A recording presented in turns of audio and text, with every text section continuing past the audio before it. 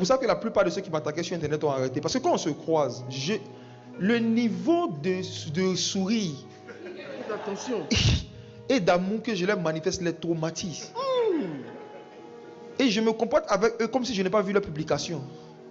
Donc ils culpabilisent tous seuls comme des grands garçons.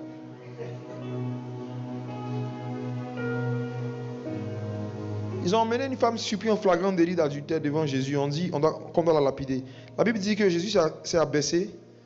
Il écrivait sur le sol. Il ne leur répondait pas.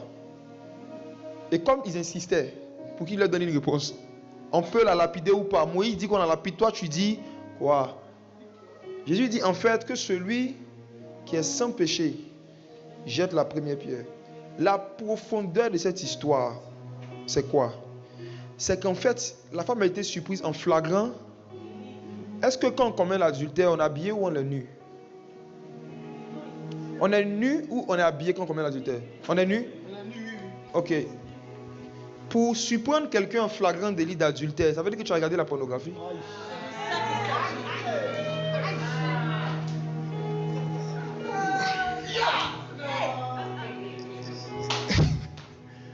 Si tu as pu savoir que deux personnes sont en train de coucher ensemble, c'est que tu as regardé.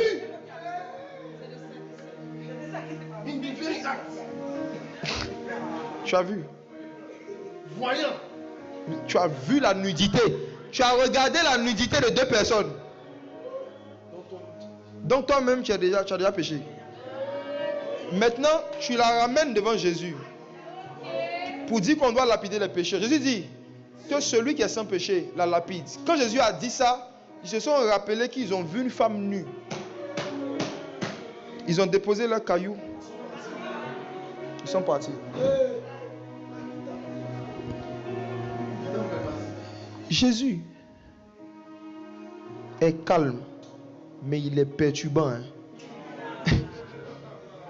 Il n'a manifesté aucune violence envers ses ennemis en question. Il a juste rappelé leur passé. Puis il les a laissés avec leur conscience. Et il écrivait par terre avec son doigt. Il était où quand il écrivait? Dans le temple. Il écrivait dans le temple.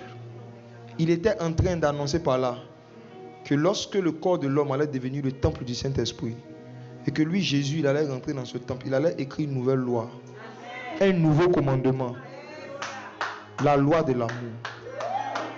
La loi de l'amour. Cette femme était aussi l'ennemi de Jésus parce qu'elle a transgressé ses commandements. C'était elle aussi son ennemi. Mais il a défendu son ennemi. Et il a dit à son ennemi,